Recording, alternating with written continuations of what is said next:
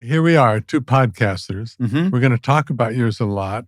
SNAFU, which means it's a military term, situation, normal, all fucked up. Ted, It's how my dare podcast. you? This is a family show, just so you know. That's World War II, I guess. Some soldiers were just kind of getting exasperated, and, the Army loves an acronym. And so that's where SNAFU and FUBAR, which is arguably a better acronym, fucked up beyond all recognition. Yes. Yeah, which is it's just so glorious. And it's one worse than SNAFU. Situation normal, all fucked up is kind of like, this is like, it's always like this. It's always just kind of fucked up. FUBAR is like, oh no, this is bad. This is bad. And this is what your podcast is. You take us through decades of mostly are all American SNAFUs. So the podcast, there's 3 seasons of the podcast, and they're all, season 1 is kind of a global SNAFU, but it's really about the American side of it. It's American, I would say. Yeah, the first 3 seasons. The second season is a very American. And season 3 is about prohibition. So there's nothing more American than that. The book is, I should clarify a little bit. The podcast is like, each season is a deep dive into one crazy SNAFU. 8 episodes, like immersive, almost like cinematic listening experience. I'm narrating, but there's lots of sound design and production effects. And it's like a long, deep exploration of one thing. Also funny, but it's and you do interviews. You do everything that'll bring it to life to the listener. It's highly produced. It's not it's not like a guest show. But we've interviewed historians, experts, people involved in the SNAFUs sometimes. The book is just a much lighter sort of survey of SNAFUs. There's like 31. Each chapter is almost like a short story. Just looking at the book, one of the SNAFUs was that children actually got a chemistry set in the 50s that had 2 little bottles of uranium. Yeah. Which is at higher doses is real deadly. Yeah. Terminally so. And perhaps in the doses they got, not good. I mean, not ideal. They were in little glass vials with the label "Don't open." Yeah, don't open these. But like, what do you do if you're a kid with a new? It actually wasn't a chemistry set. It was like your home nuclear lab or something. I forget the actual name of it. Power, right? Just sort of. It had uranium in it, and it was definitely radioactive and a toy that children shouldn't play with, basically. Yeah. This was the 50s. Like, we didn't know. We just didn't know. We didn't know any better. There were so many toxic substances in the industrial world. But the only reason they took this toy off the shelves is because it was too expensive. It was too expensive to produce. Only later did they realize that, this was probably also too much radiation for children. That must be kind of a nice ingredient or prerequisite for a SNAFU. It starts off, this is a good idea. Sure. We need to solve this problem, and this might be a really good idea. That's a great observation, because that is most SNAFUs in this book are things that started out as like a really good idea, or like an effort to fix a problem, and just terrible judgment, human error, all of the above. First off, how did you come up with the idea of doing a podcast about SNAFUs? Ted, I wanted to do a podcast like you, right? Yeah. I just was I was a big consumer of podcasts. I really enjoyed them, and I'd been guests on tons of podcasts, and I was just kind of wondering, like, where do I fit into this landscape, or do I? Because I didn't really want to do an interview show. They suck. They're the worst. They're the worst. And they're so annoying to go on and to sit through. And they haven't read the book. They're such a burden. No one's prepared. It's just what a joke.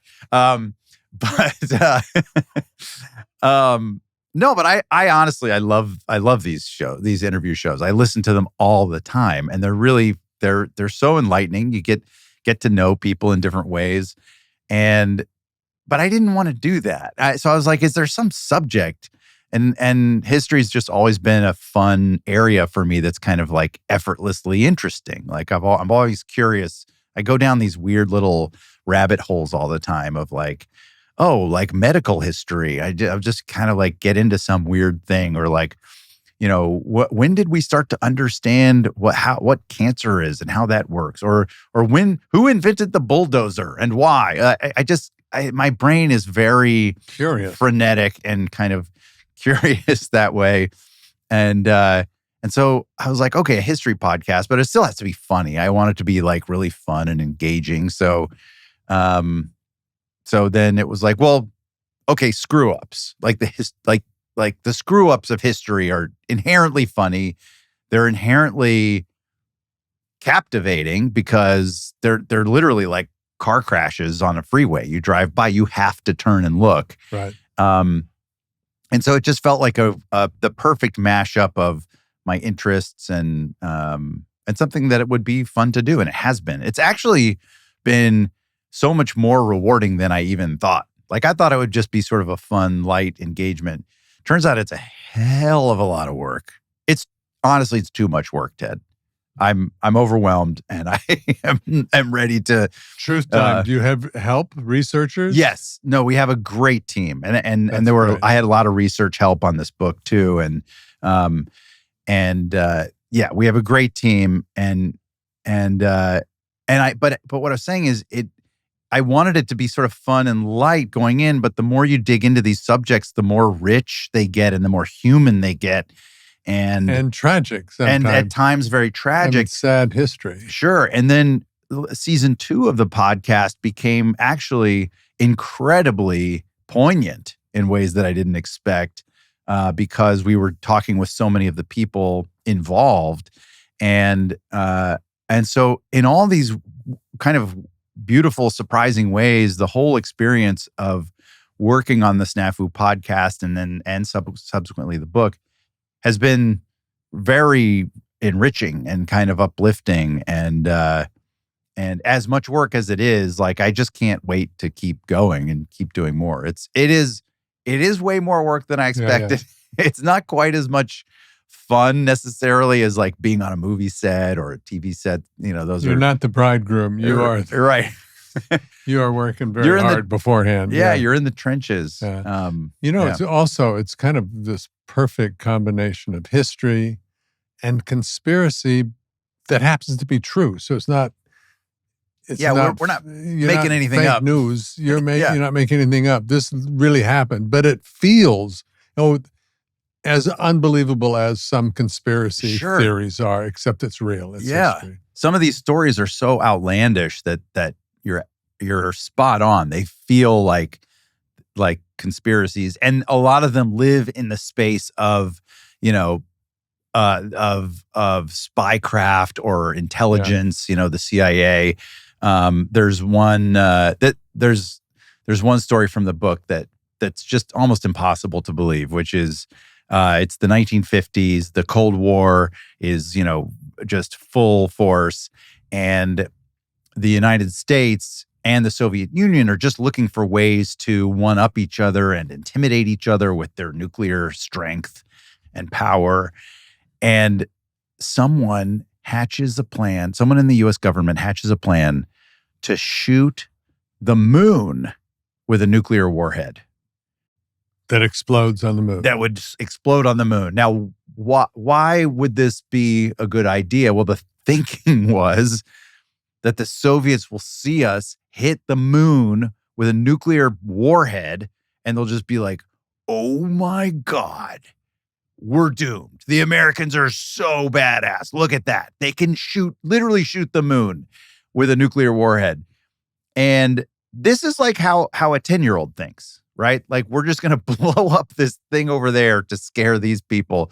But also, like, the moon is like, what did the moon do? Why does the moon need to get shot? How far down the line did this plan go? This got very far down the line, and they start to realize this is actually a terrible idea. And thank God they came around on this. But basically, they realized that any minor miscalculation or malfunction could very easily result in this nuclear warhead missing the moon, slingshotting around the gravitational field of the moon, and just coming right back at us. Yeah. Or Moscow and go, whoa. Yeah. Yeah. And it just hitting the earth somewhere. That was not obviously a very bad outcome. The other thing they realized is that even if they hit the moon, the best they could hope for is like it wouldn't be this giant explosion that the Soviets would see and be like terrified by. Right. It might just be this little dust ball, a little poof. Yeah. And if you could see it at all. And I love that because that detail is fully Wile E. Coyote, right? Like that is every time Wile E. Coyote plummets off a cliff, he lands in like a little dust cloud. After the sound disappears. Yeah, exactly. And you can imagine like Acme consulting on this project. It's that Looney Tunes, like that whole idea. And here's another crazy thing about that whole story is that one of the researchers was Carl Sagan. Oh, wow. A young Carl Sagan right out of grad school. And the only reason that we know about this is because one of Carl Sagan's biographers, decades later, is going through all of his old papers and finds a fellowship application where he had listed this project as on his resume, and this biographer is like, I'm gonna put a hold on the Carl Sagan research. What the hell is this? Oh my God! I'm gonna go down this rabbit hole for a minute. But that's it. That's like, to your earlier point, like about conspiracy. The only reason we know about so many of these things is because of either accidents like that, or the dogged work of authors, historians, and journalists. And to me, that's like kind of the hero story underneath a lot of these things. We just wouldn't know if it wasn't for journalists. It's kind of interesting too that we're in a period of, history belongs to the victor, and you're going, no, it's here. If you dig deep enough, it's all there. Here's the truth. Yeah. This is what really happened. Well, we're also in this weird moment where it feels like history needs to be manipulated to fit a narrative. Yeah. Right? It feels like we're and that's very heartbreaking to me because history, when it's looked at responsibly, is ideally you're trying to build as factual a record as you can, and you're in doing so, you're sort of taking responsibility for the human error, or in the case of like the United States, like if we look back at United States history, it is so important to be open and transparent about our mistakes, about our flaws, not in a way that denigrates us, but in a way that we can keep growing, and also make any amends or make any adjustments. And amends is a probably a controversial word, but I just mean making adjustments that we need to as a culture, as a society, as people. And it's not designed to make you feel guilty. No. Or shameful. Right. And how weak is it to feel that guilt? Like, Exactly. It's not an exercise in guilt. It's an exercise in knowledge. It's an exercise in growth and curiosity and exploration. It's like, it's like digging into yourself in therapy or something. Like, hey, let's look. We gotta look at the whole package here. There's good parts and bad parts. There's things we're proud of. There's things we're not proud of. How do we move forward in the most honest and productive way? Yeah. I don't know. We just got real, Ted. No, I know, but it's good. It's good real. And SNAFU is a great way to do it because there's also a grin in there that is fun. I'm proud to know you, man. Thanks. Your level of intellectual curiosity mixed with humor. I mean, where did that come from? When you look back, did you grow up around people who were intellectually curious and encourage that? Or I would say I can kind of point to a couple of things. I grew up in a home that I think my mom and dad were both just very curious people. And we had tons of books and tons of like reference books. My dad was a history nerd. He was kind of he was into Civil War history, so he had all these old musty history books about that, and we had shelves of National Geographics. And that was like, I think, my entry Bound point. Or no, just the magazine. So did we. Right? It's like a it was my first naked woman. Oh, I think for a lot of us, was National Geographic. Yeah, yes. First boobies was National Geographic. You're sitting there doing these incredible historical references, and I'm going, that's where I saw my first breast, really. Yeah. I think for those of us of a certain age, that's National Geographic has that role also. But I loved it. I just loved all of the places around the world that it took me, right? I could pull any issue off of the shelf. And we had hundreds, just going back like 10 or 15 years, my parents saved every one. And then we also had, the other thing that I loved was our World Book Encyclopedia on the bookshelf, which was your Google. Yeah, it was Google. That's right. And anything you were curious about, someone would say, something about St. Petersburg, Russia. And you're like, what's that? You could just look it up. Yeah. And it was such a more sort of like, Google now as a research tool is so overwhelming. It's like this flood of sources and information, and it's like such a I just almost panic trying to sort through things. If I'm really trying to learn about something, like, all right, well, who wrote this? Is it really legitimate? Is this a thing? Like, what is this place? There's so many websites with so much crap. But the World Book was so simple. Right. You just turn to the page. It's all alphabetical. You turn to the page, you read about it. It's like, maybe a few short paragraphs. If you're lucky, it's a couple of pages on this thing. And it was a contained, packet of information, exactly what you wanted. See, to me, that's the beginning of the Ed Helms that I find fascinating. We both share the joy of the giggle. That's very similar. The joy of the giggle. I see that in you, and I have that. But then some similarities vanish because I was the son of an archaeologist, the scientist, and my sister soaked up everything. Every adult scientist from all over the world would have dinner at our house. And wow. Nothing landed. Nothing. Took it all for granted. Thank God I got to be an actor because nothing else fit.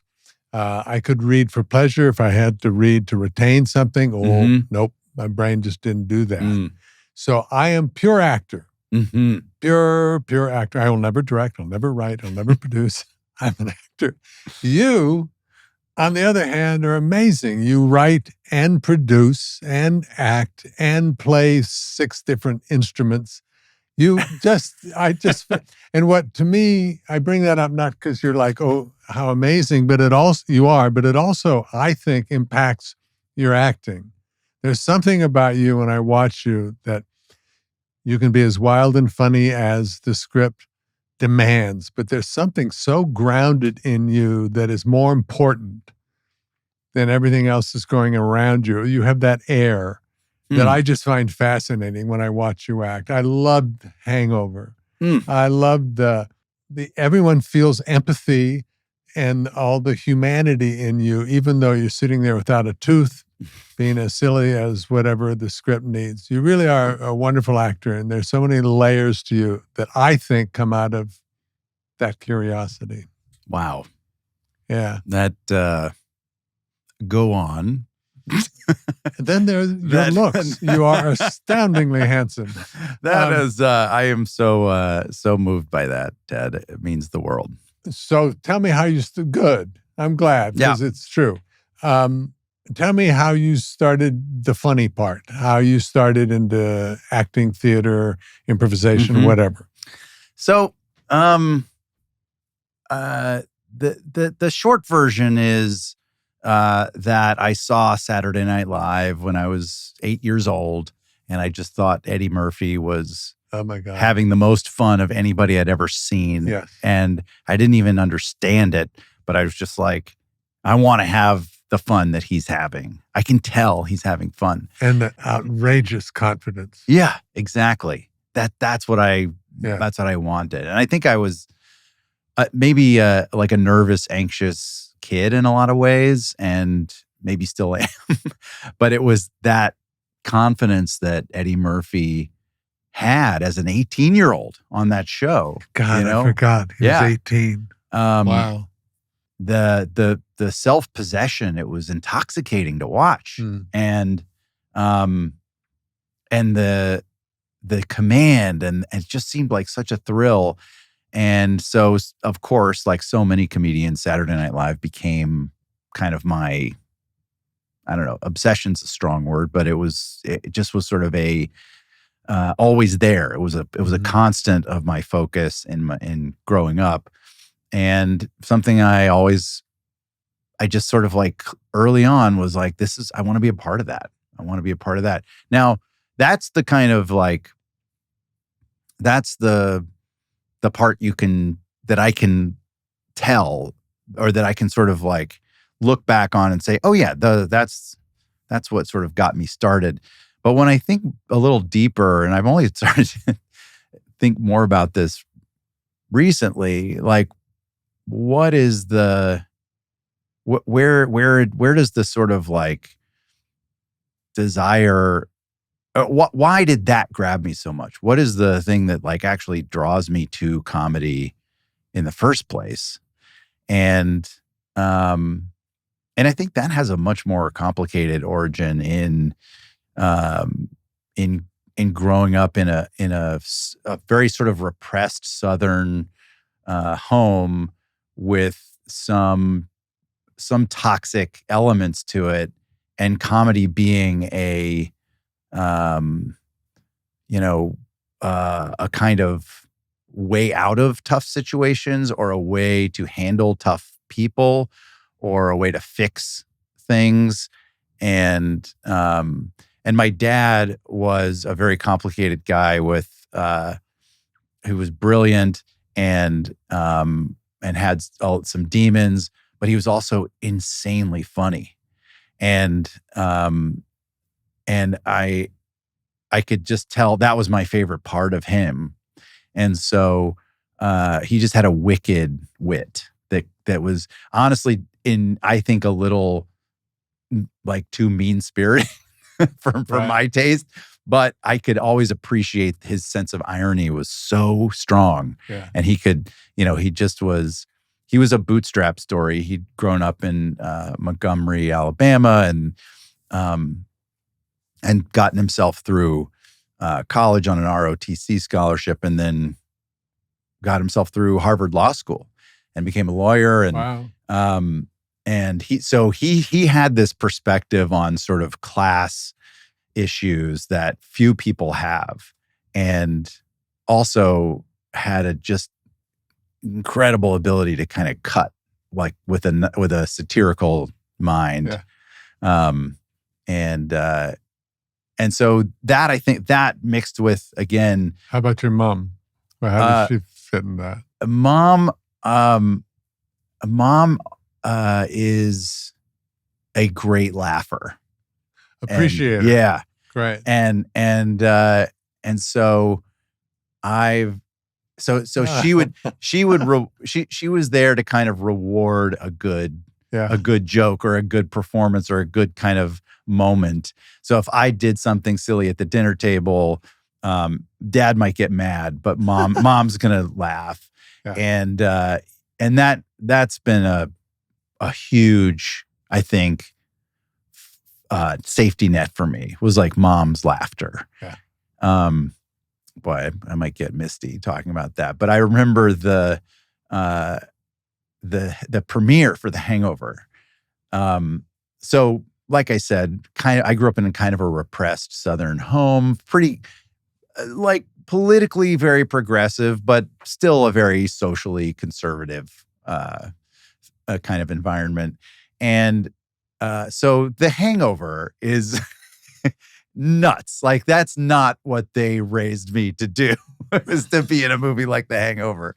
And so my parents, I mean, at that point, they'd seen me do crazy stuff on the Daily Show and The Office. So there was some sort of acceptance already. But still, I was nervous for my parents to see The Hangover. And I was like 35 when that movie came out, and I'm still like nervous about my parents. And so they came to the premiere, and I'm sitting next to my mom, and there's just so much insanity, and the movie ends, and there's huge applause, and I'm looking at my mom. The lights come up, and she's crying. She's like tears streaming down her face, and I'm for a second, I'm like, did I just break my poor mom's heart? These are tears of sorrow. And she said to me that was so funny, and just a big hug. And I'll just never forget. That was such a kind of like special moment. Yeah. The Hangover was such a pivotal moment in my career and my life. And for Mom to just sort of be all in on it meant so much. Yeah. Oh, that's a great story. Yeah. Bradley and Zach, your the worst. They're worst. Terrible human beings. You've worked with Zach, and I live near Bradley. They're both horrible human beings. We really went through so much together, making those movies and promoting those movies all over the world. Yeah. Did things change kind of for you from that? The impact of how huge they became? Oh yeah. Was walking around different? Was fame fun or not so fun as a result of those movies? Things definitely changed. I had the benefit of kind of ramping into fame through the Daily Show and then The Office. I was on The Office a few years before the first Hangover, I think, a couple of years, and so it wasn't completely out of the blue, but I will say it was a level of fame that I just knew nothing about. Nothing can really prepare you for that. No. Do you remember that transition for yourself? But I did the same thing you did. I think God knew I couldn't take a big cannon shot of fame. Yeah. That I had to go, here, be in the background, now do a commercial, now maybe be a soap opera. And now, it built up to Cheers. Okay. But I do remember when Cheers syndicated. The first week of syndication. So you weren't just on Thursday night at 9 or 9:30, whatever it was. You were on every night. Yeah. And the amount of, I remember walking out and going, whoa, what's wrong? What's going on? Because so much energy was coming my way. And people fanning out on you or looking at you, just looking at Sure. you, whether you know they're looking at you or not, Right. is energy, physics slamming into you. Oh, yeah. And for me, my safety valve, because it was a lot, and somehow from my parents or my sister, I was able to go, oh, I need to deal with this.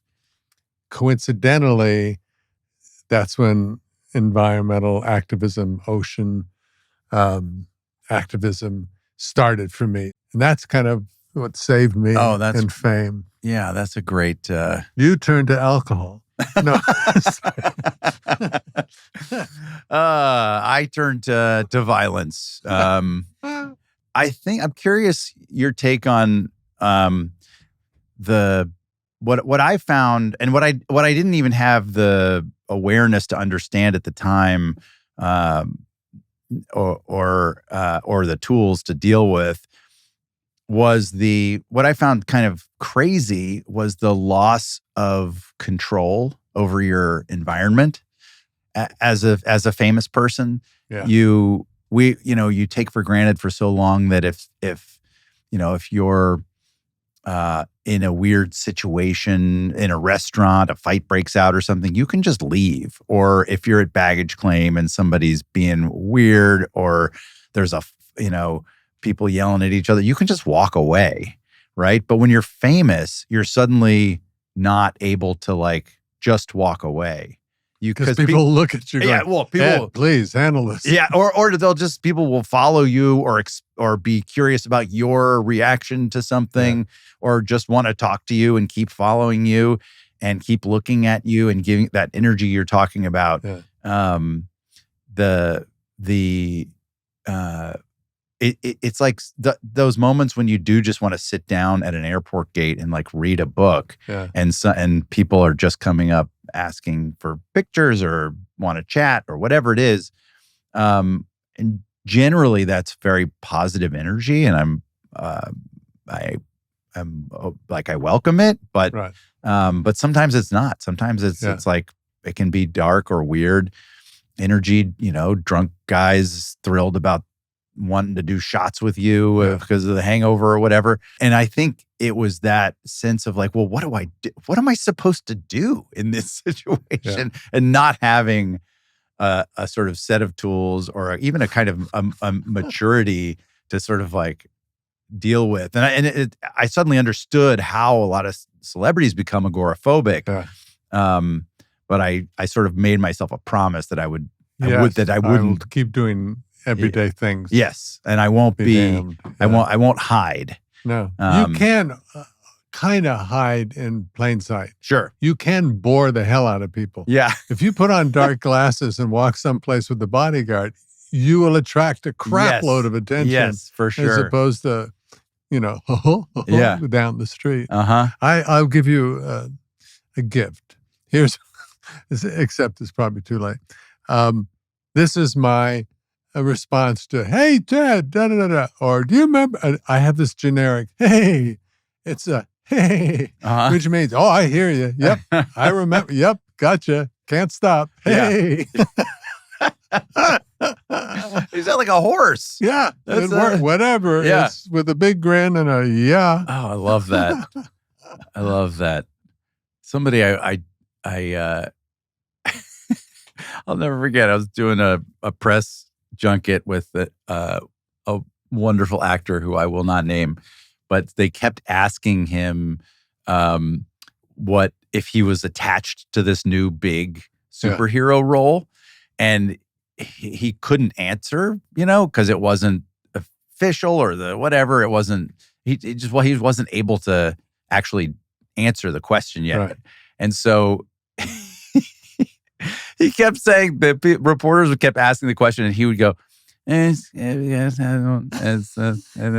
Prince. He would just mumble. Oh. He would just mumble. And at one point I was like, hey, you should just come up with a stock answer. And he's like, no, I think this is working pretty well. and it was the reporters were just like, what is he talking about? And they just move on. Back up. How do you I see you getting hired to be in the office. But by the end of your time, you were producing it, you were writing parts of it, and you directed a couple episodes. What was that progression that you wormed your way into the front office?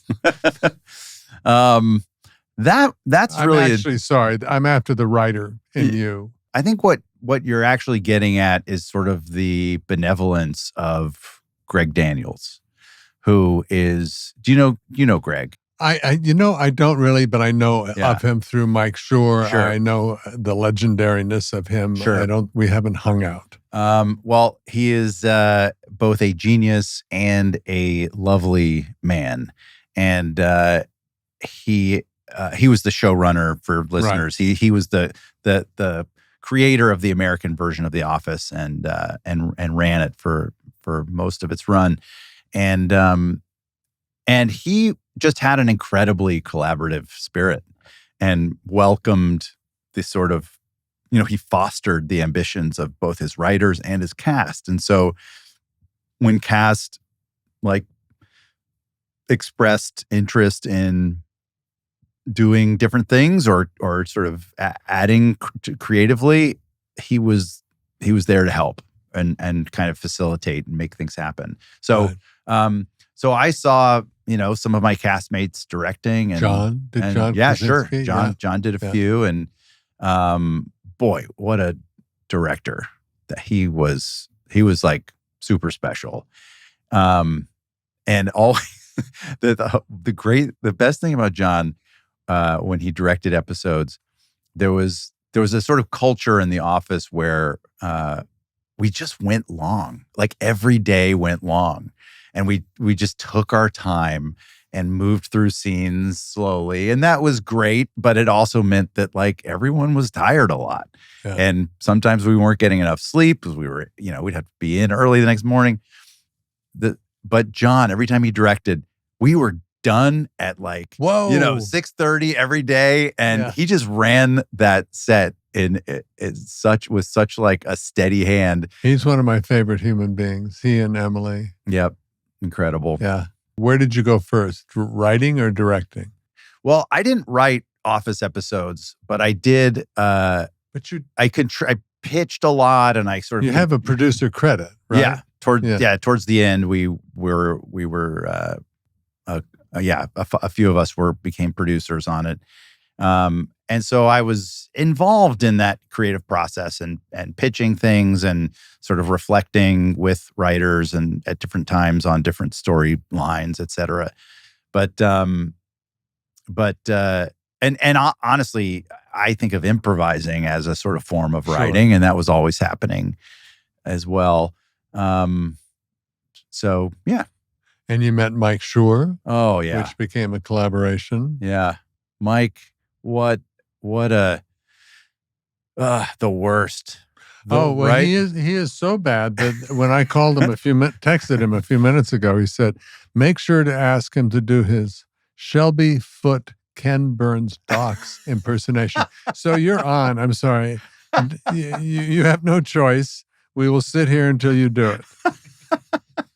Oh my God. He totally threw me under the bus. That's so funny.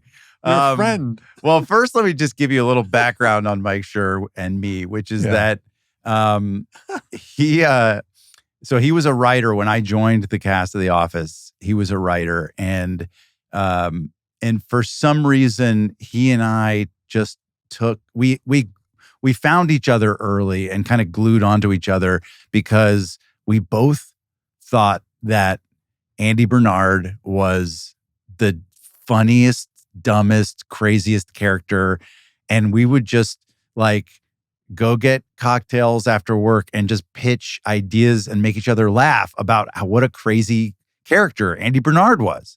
And so in so many ways, character on The Yes, Office, correct, listeners. Yeah. Yes. And so in so many ways, Mike was integral to the creation and genesis and ultimate evolution of Andy Bernard in those early years.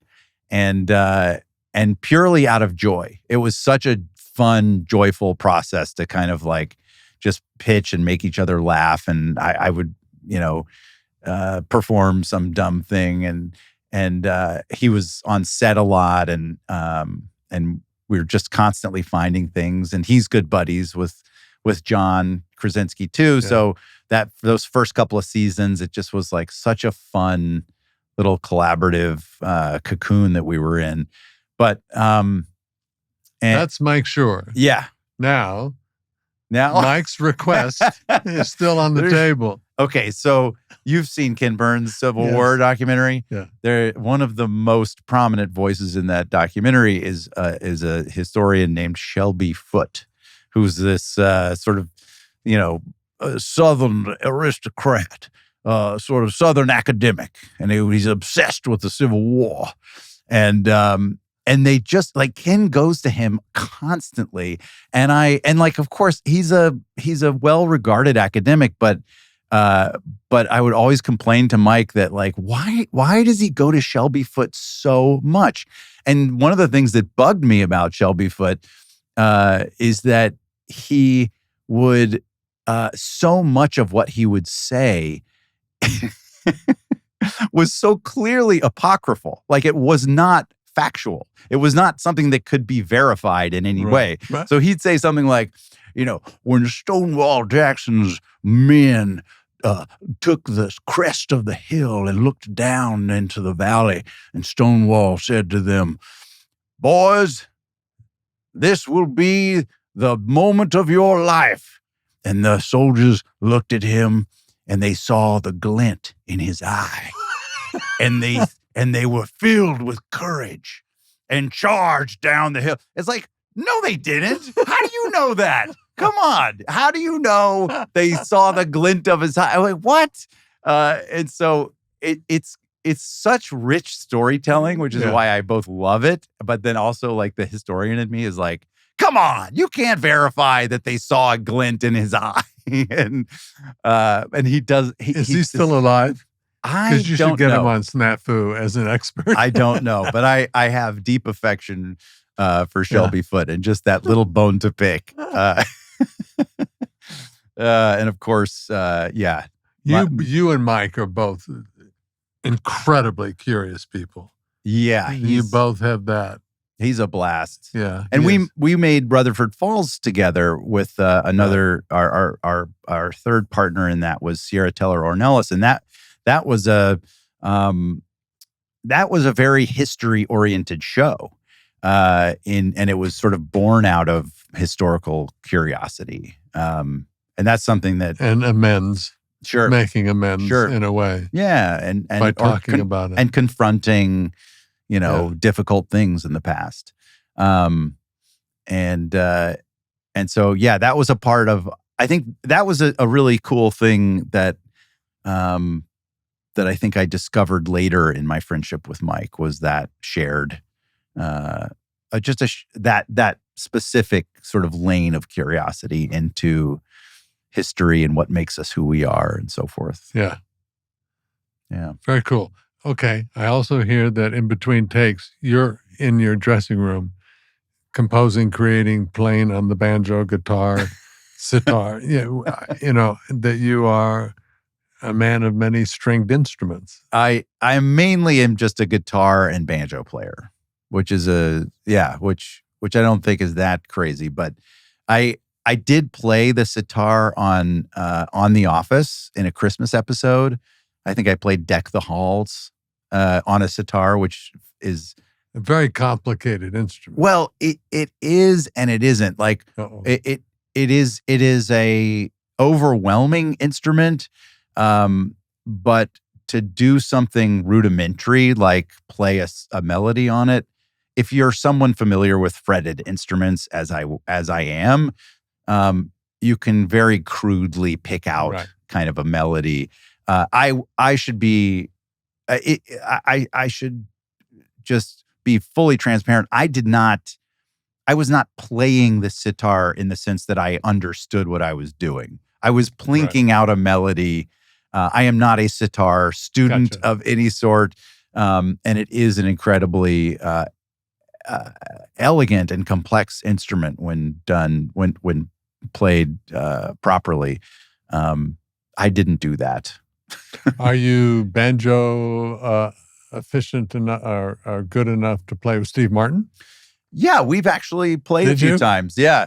And we're playing together. We're on the same show coming up. Rhiannon Giddens is a great musician and banjo player who has a show at the Hollywood Bowl in mid-June. And Steve and I will both be on that that's show. That's amazing.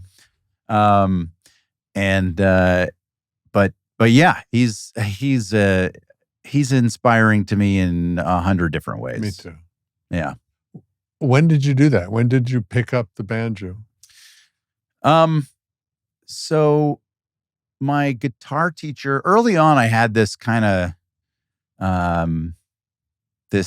I liked old music. I don't know what it was, but I do. I kind of know what it was. Sometime around junior high, all my friends were listening to, the cool bands and pop music of various kinds. And I had this chip on my shoulder about like a very sort of Catcher in the Rye attitude of like, that's all phony. What's the real stuff? Where does this stuff come from? So I was like digging into like old blues records and old, and that took me into, folk music and all kinds of different things. And then being in the South, and I spent a lot of time summers up in Western North Carolina and sort of being up in Appalachia, getting interested in those music traditions. And so, but it kind of came from a place of like, I'm getting into the real stuff. And so I started learning guitar with a kind of focus on bluegrass guitar, and had this wonderful teacher named Sam Worley in Atlanta. And what a formative figure for me he was. I really adored him. And he taught me a lot of wonderful guitar. And then he always had banjos sitting around in his music studio.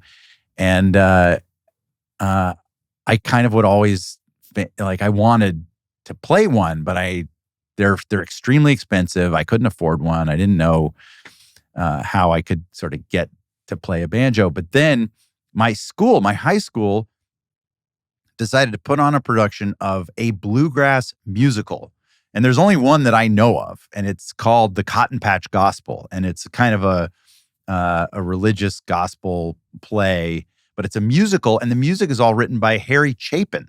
Wow. Yeah, and it's all this fun bluegrass music, and the music. I mean, the theater director was like, "Well, can anybody play banjo?" And I was like, "I'll learn. I will learn for this." And so I went to my banjo teacher and I was like, "Can I borrow a banjo? And will you teach me these songs?" And he said, "Yeah, sure." And so that was my first. That was around probably 16 or so. Having gotten nimble on guitar. Yes. So that's exactly right. Having been, very into finger picking guitar, blues styles, it was a fairly fluid transition to the banjo finger picking. And I learned kind of rudimentary versions of the songs. I wasn't playing at a very high level, but I could play. I could play these songs and sound okay. And it was enough for a high school musical. And you kept going. And then I studying and all of the above? And then I kept going. I had a really good buddy in college. I still didn't own a banjo, and that still was frustrating, and it felt prohibitive just because they were so expensive. Now you can get these wonderful Deering good time banjos for a few $100, and they're really well made because they're mostly machine crafted. But back then, to get like a serviceable banjo, it just was, $600-700 at least, if not more. And I just didn't. It was not something I could do. So I got to college. A really good friend of mine was a great banjo player, and I just hung out with him a lot, learned a lot from him, played his banjo all the time. He was like, yeah, you can borrow it for whatever.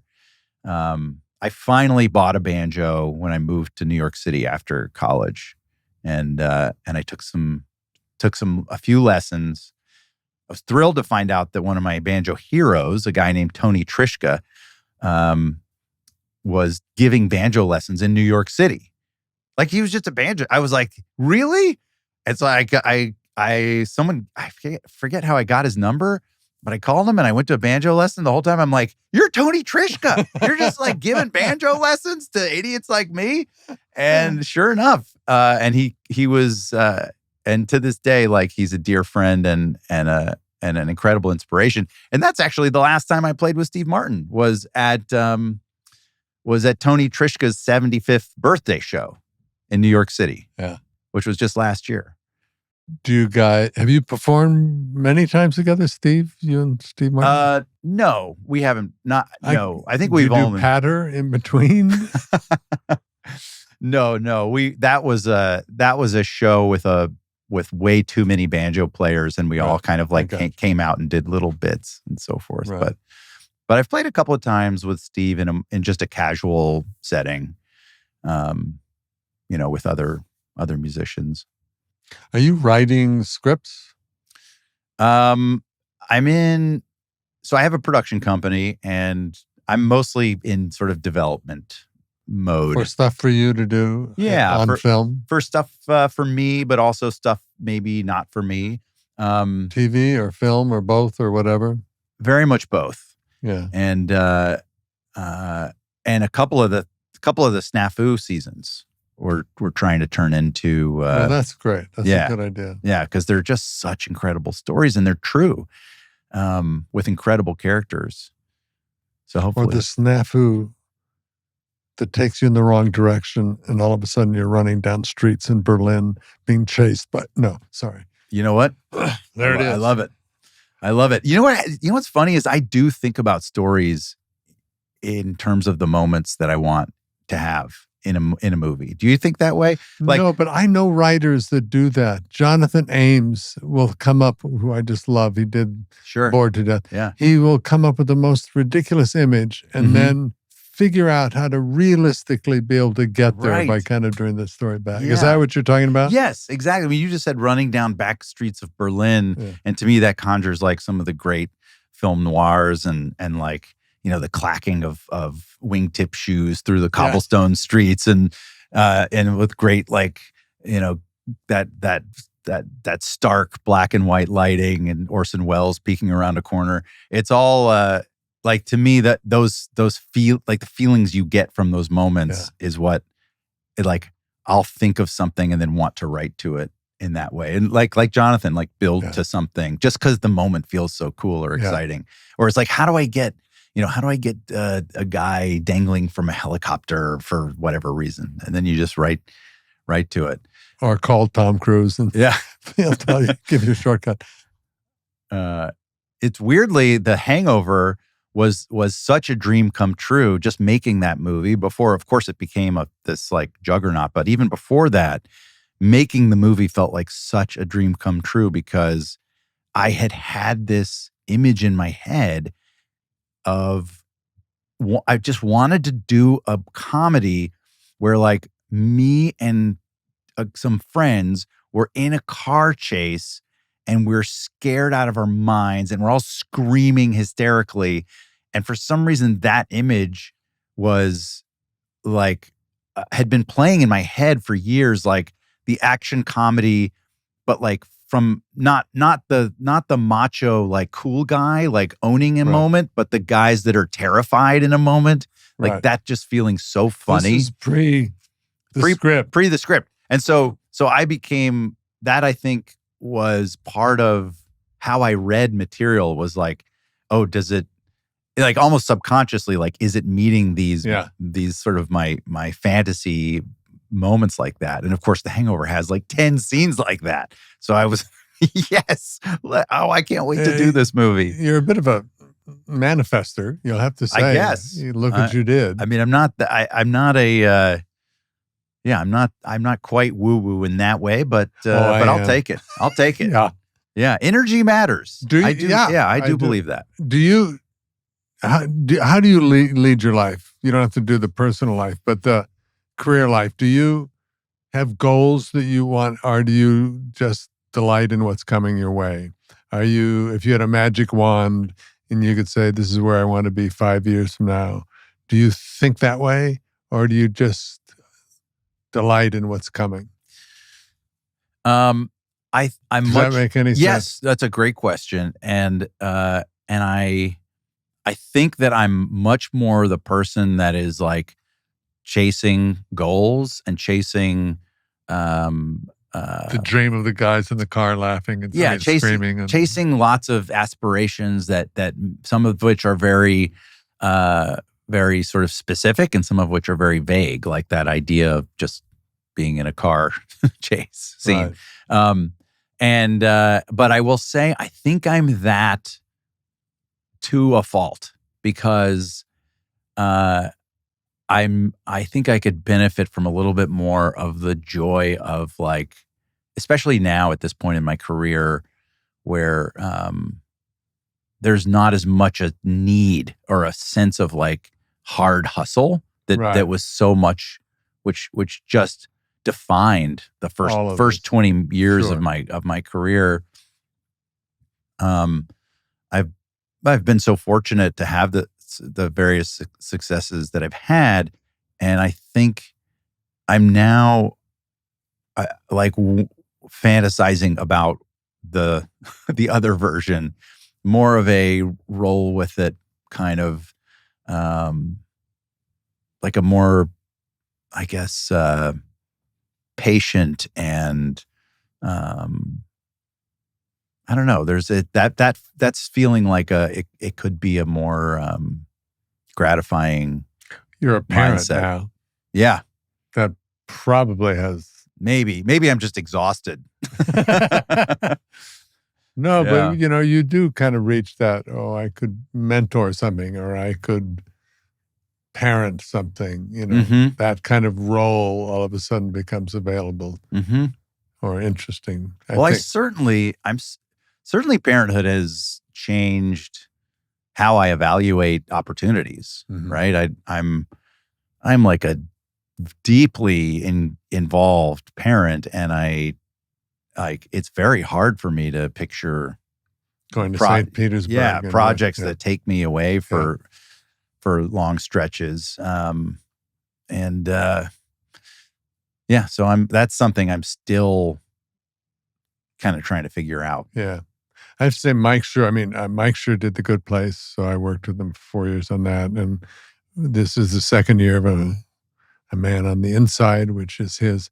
So that it's not a collaboration. It's him hiring me. Working. It's a collaboration. Yes. You bring a lot to the table. No, Ted I do. Danson. But I was trained to go, here, let me do your words for you. Is that what you meant? This is what it makes me feel like when I do your words. Am I on the same page as you? That is a collaboration, but I'm not the writer. Let me suggest an idea to you guy. Right. But anyway, he has offered something that now for me as an actor at 77, it's like, I realized that I've always wanted to know what it was like to be funny or try to be funny at every age that I am. It's like, do you want to do Sam Maloney parts when you're in your mid to late 40s? No, that's a adolescent thing, and it was perfect, and that's great. And now I'm a 77-year-old who's hired to play a 77-year-old talking about age and being real about age and funny, or talking about second chances and being funny. It's like he's given me this amazing. Everything I could dream for really is happening right now in front of me. So it's kind of my goals are now, can I keep going, please? Right. Let me keep showing up for work because this is delicious. That's beautiful. Yeah. I'm in the kind of dessert that's part great. of my life. Acting-wise, life-wise. That is great. I'm curious, do you feel like a show like Man on the Inside where you're playing someone like not too dissimilar from yourself. Totally myself, yeah. But you're getting scripts written by people very dissimilar to you, younger writers. Do they feel true to the experience of someone like you? I think so, yeah. I mean, because they're not oblivious to their parents. Of course. They're incredibly bright. And Mike Schur is writing this for me. Yeah. It's like, it feels like. And he knows you so well. He knows what I can do well and not so well, and he writes to the well. And that's an amazing gift. Yeah. It really is. It's like, I'm so lucky. I'm just warm. I have to give him a little speech. He's getting a Hollywood star, on the Hollywood Walk of Fame. So I'll be there. Are you? Yep. I'm going to be there. Give me some material. I'm too reverent. No, I'm going to heckle you during your speech. Oh, that's good. Good. I feel like someone needs to take Mike down a peg. I've hired his writers to give me some good. sleazy things to say about it. That's a great way to do it. Yeah. All right. What's next? Anything for you? This is a lame question, but I got to ask it anyway. Yeah. If you have a North Star in your life, big picture, cosmic, your sense of morality, your sense of what's right and wrong, where does that North Star for you come from, do you think? From your parents, from life, from your wife, from... I do think that my North Star has evolved a lot over my life. It's changed at different kind of levels of maturity and experience.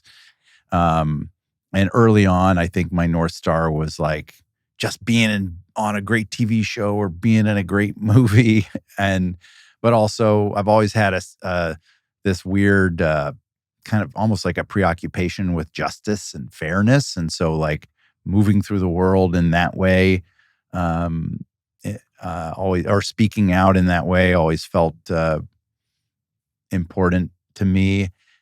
Now, as I've gotten older and I've had kids, I would say the most intense North Star for me now is being the best dad and husband that I can be. That's it. Like that's everything. And I still have lots of things I want to do professionally, and I still have lots of aspirations. But it now all feels all in service of this other thing, like just being a dad and growing as a husband, which has been a whole the learning curve on that has been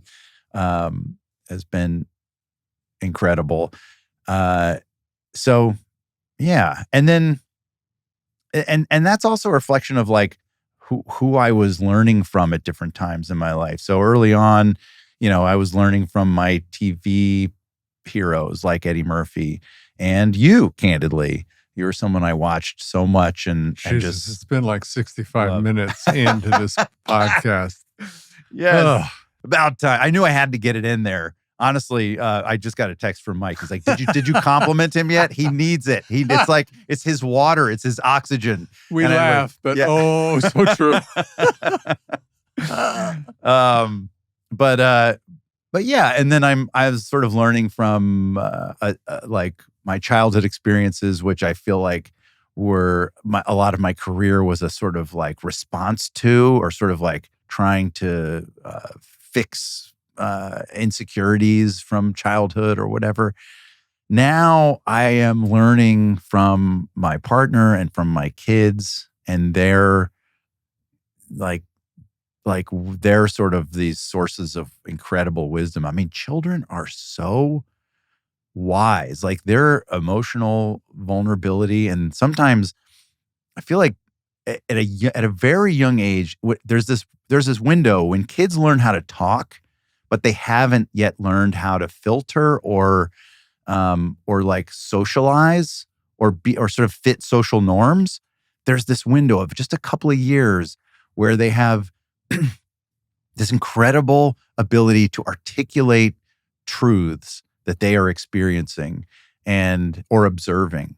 And in those years, like they are shaman. They are like these incredible teachers of, oh, this is what we lose when we become socialized, and when we start to become insecure and we start to sort of build a personality for ourselves or a persona for the world, and And, you can see as a child gets older, you can see that those things start to happen, and certain doors in their brain start closing, sadly. But that window, and that's just human. That's just how we grow as people. Of course, other doors open and people flourish in all kinds of ways, but there is that beautiful window. And I've been tried to just stay as tuned as possible to that. Cool. Yeah. Yeah. I have that. I'm blessed with a relationship that earlier on in my life, I think my image was, if I got hit by a bus right now, I'd go, well, shoot, I didn't do it. Mm-hmm. I didn't experience what it was to fully love and to be fully loved. And to me, that's and that can be your description of love, but that is the most human, basic, for me, truth. When Mary and I are, and we're not always in that, but when we're zinging in that circular thing, it's like, it is divine. It is heaven. It is like, wow. Yeah. Aren't I lucky? Amen. I'm really chuffed that I got to talk to you, really, because I admire what you do a lot, and you're really good at it. And I have not immerse myself in SNAFU, but I'm totally fascinated. Get in there. I will. Listen to the podcast. I think I will listen to the podcast first. And I'll see you at Mike Schur's Hollywood Walk of Fame. I am going to heckle you now that I know you're going to heckle me. So anyway, what a pleasure. Have a lovely day. Thanks. The pleasure was all mine, Ted. Thank you. Yeah. Take care.